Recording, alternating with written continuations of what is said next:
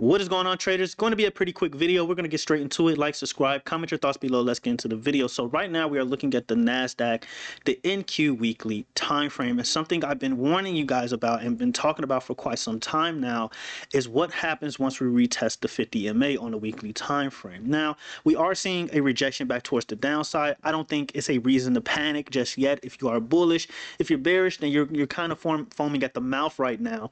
But ultimately, until we break below some key levels, I do think that there is possibility for a little bit more upside. Now, those key levels in regards to the downside is about 19,900. I would go as far as to say 19,800 is a key level that you want to see get broken.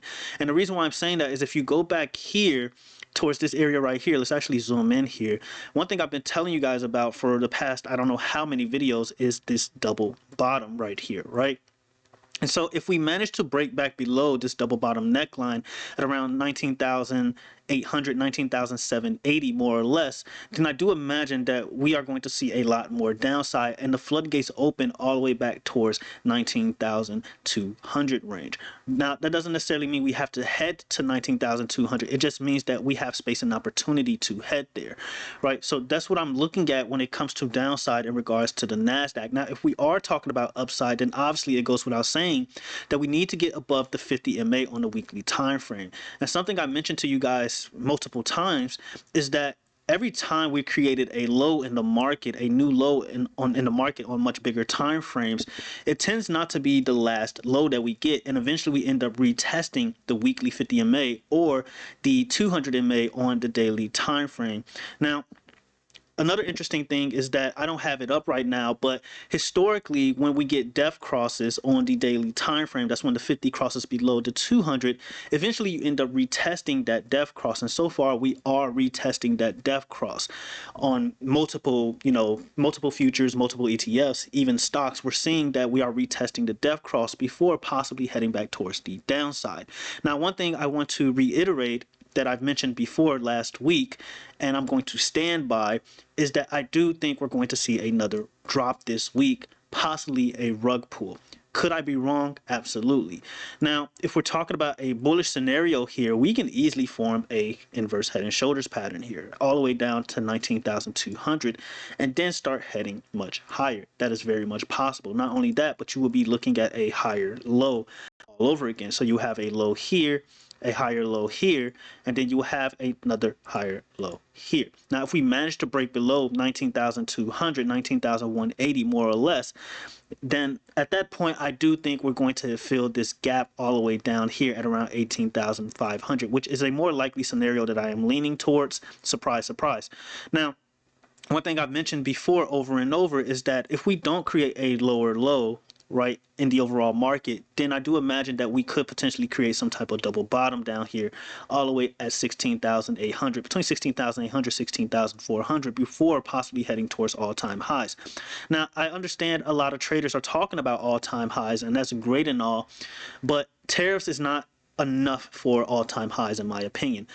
In order for us to head towards all-time highs, and this is just my personal opinion, I think the Fed is going to have to announce rate cuts, which is a possibility come Wednesday. Now, do I think that the Fed is going to announce rate cuts? Absolutely not. I don't think that's going to be the case, just given off the recent data that we got when it comes to unemployment data. I don't think the Fed is going to have an incentive to produce rate cuts or announce rate cuts. So if we are dropping heading into Wednesday, I imagine the market is pricing that in right now. Okay, that's just an opinion. I can't say for sure what exactly the market is pricing in. But if I had to guess, it's the possibility of us not getting rate cuts. And right now, I think that chance is like at 95%, 97% that we're not going to get a rate cut. So in order for us to head towards all-time highs, I do believe that the Fed is going to have to announce rate cuts. Now, crazy enough, when we go back in time here, if we go back to 2018, the last time we had a tariff war, and crazy enough, this was when Trump was president as well, that tariff war did not end until the following year, right? So I don't think this tariff war is going to end anytime soon. And if it does, let's say, Trump and China just comes to a complete agreement, tariffs are just off the table altogether, then obviously I do think the market is going to head towards all-time highs, but more likely, in my opinion, once again, I do think rate cuts is going to be the catalyst that causes actual all-time highs.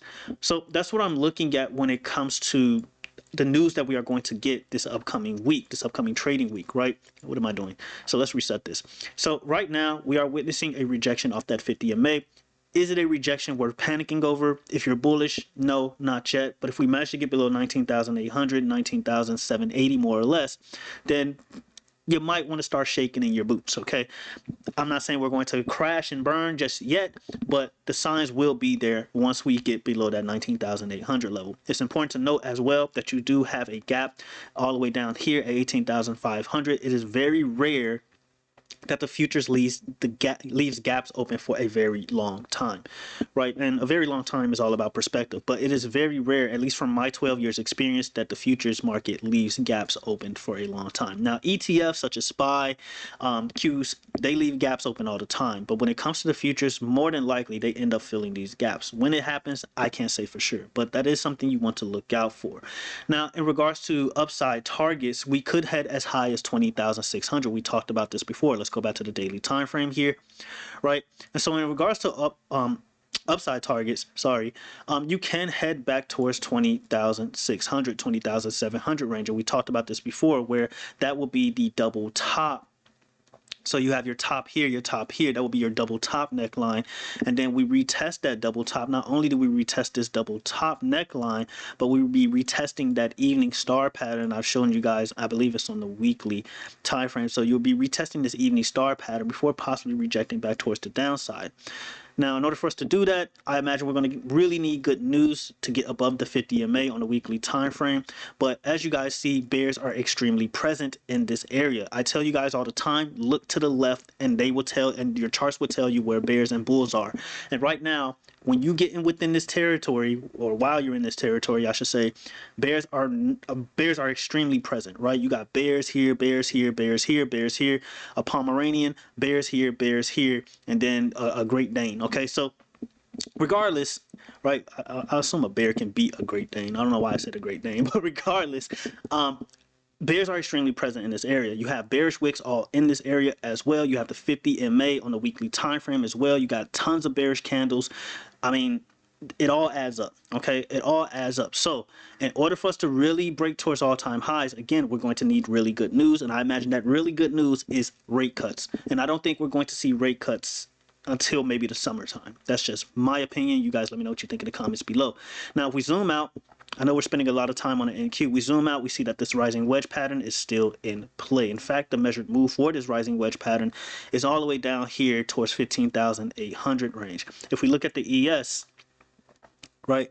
If we look at the ES, we're pretty much looking at the same scenario where we are pretty much retesting the 50 MA on a weekly time frame here. Not only retesting it, but so far we're rejecting it, and we are rejecting our key level of 5750. All right, 5750 is your key level. If you manage to break and hold above 5750 and the 50 MA all together, then you're looking at a move towards 5800, 5850. Now, if the market manages to get above 5850, then we can start talking about all-time highs, or I should say the ES, right? If the ES manages to break and retest 5850, then all-time highs is definitely on the table, and I will definitely change my thesis, and I will admit that I was wrong. Don't care to admit that I was wrong. All right, so that's what I'm looking for when it comes to the overall market. If we're talking about upside, ES needs to get above 5850. But right now we are rejecting the 50 MA. We talked about this multiple times, and we're also rejecting this double bottom neckline here. Your bottom here, your bottom here. You haven't quite retested the double top neckline, and I'm not saying that has to happen. It's just something that could potentially happen if we are talking about a rally towards the upside, right? And we'll be looking at a move towards 5800, 5850, and again, we get above 5850, you're probably going to head towards all-time highs. All right, now if we go to the 4-hour time frame, and this is something I forgot to mention on the NQ, right? You're forming this rising wedge pattern, right? It's not yet in play, in my opinion, until you get really deep within this area right here where these guys are, between 5600 and 5700. Well, we're already in between 5600, but all the way down towards 5600 is where you really want to consider possibly heading towards downside, or heading further towards the downside here, right? So we can definitely see a move as low as 5400 if we're talking about a move all the way back towards the downside here. And then I imagine these guys are going to want to step in before we bounce back towards the upside, and then we'll have to see what happens from there when it comes to the ES. But you're seeing these rising wedge patterns form across the board. We're rejecting 57.50 so far on the ES. It's not looking bad, but it's not looking great either. Okay, so we'll have to see what happens Monday, Tuesday, and obviously Wednesday heading into this FOMC meeting. But once again, I do believe that if we are going to continue to drop, I imagine the market is pricing in no rate cuts. I don't think the Fed is going to announce rate cuts. If they do announce rate cuts for whatever reason, then the market is going to go ballistic. Okay, absolutely ballistic. But I don't think that's going to be the case.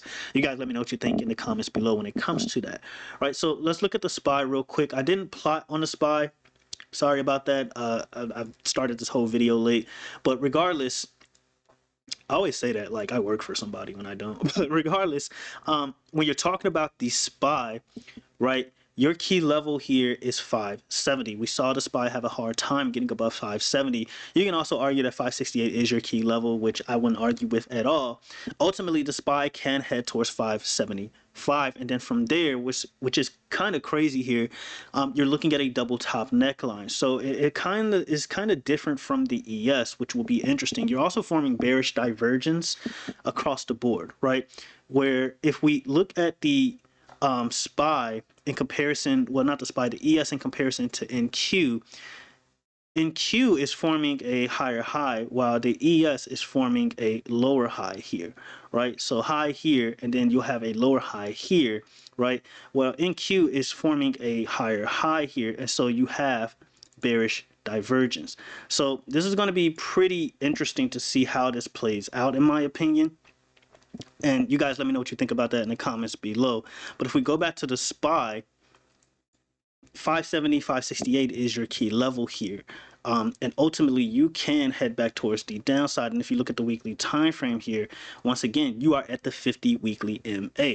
Now, if you're wondering, if you're new to the channel, you're wondering why I keep mentioning the 50 weekly MA. Once again, like I said before, every time you started a low in the market or you created a low on the weekly time frame, more than likely, in most cases, that was not your last low and you ended up retesting the 50 MA. But as you guys can see here, you got a little bit above that 50 MA before seeing more downside. So that is why I keep saying that there is potential for us to retest this double top neckline right here at 575.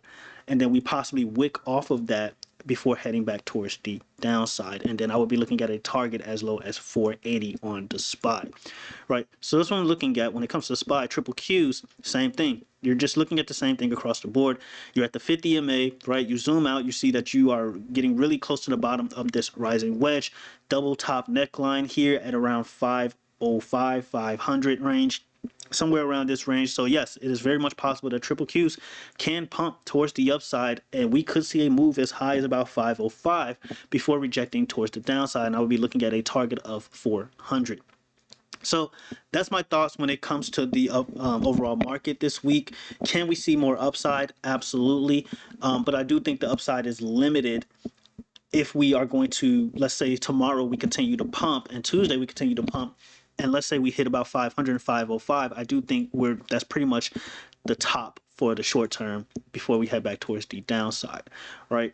Same thing for the SPY, right? 575, maybe 580 if we're, being optimistic before we see another drop towards the downside. All right, so let me know what you guys think in the comments below. Still standing by what I've said. I've been saying this multiple times over and over. I don't think that last drop, well, this drop right here is the last drop. Okay, ultimately, guys, more importantly, hedge. Okay, if you want to, if you believe the market is going to head towards all-time highs, by all means, that's great.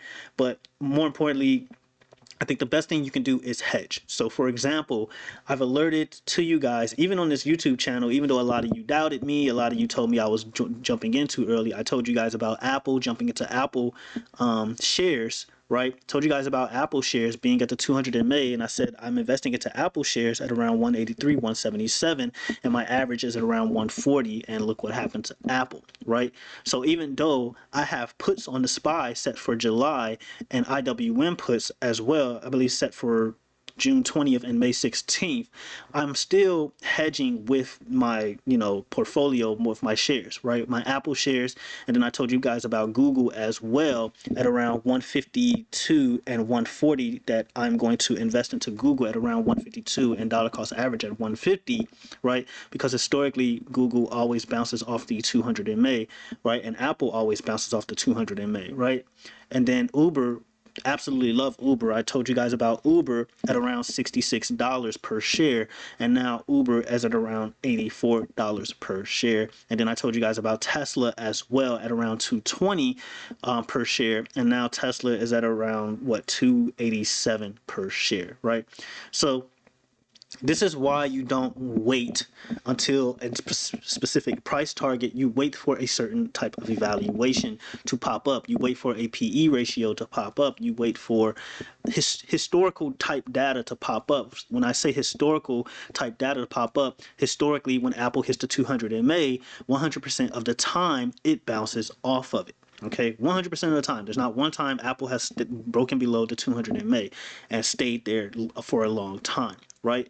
So, a lot of you said I was getting in too early, but had you jumped into that, you have a nice hedge in your portfolio. This is not me bragging. This is just me helping you understand that, again, if you bought those shares, you would have a great hedge in your portfolio, and you'll probably be up a good, if you bought $100 per share for each one, you'll be up probably close to 10K, between $5,000 and 10K just off those shares alone, assuming that, you were capable of buying 100 shares, all right, per stock, right? And then you can, average in on puts on SPY, right? So any money that you're losing, you're making back. And this is how institutions hedge, right? This is exactly how they hedge. This is how dark pools work. Okay, so you can argue with me all day and say it's a stupid idea, but you're not going to tell these billionaires, these whales, that they're stupid, right? Because they're obviously doing something right versus us because they're rich. So that's all I have to say in this video, guys. Let me know what you think in the comments below. I forgot to do the trend line video. I am sorry. I made a Discord exclusive video Friday, and for some reason I thought that was a YouTube video I made, and then I skipped yesterday. So usually I like take a break on Friday and then I make a video Saturday and probably Sunday. But yeah, so that was a 2-day weekend for me. So yeah, other than that, guys, let me know what you guys think in the comments below. Keep it respectful as always. Really appreciate all that you guys are doing. We're really close to 10K subscribers. Once we hit 10K subscribers, I will be doing a giveaway. So yeah, let's make that happen. Until the next video, traders, have a good one.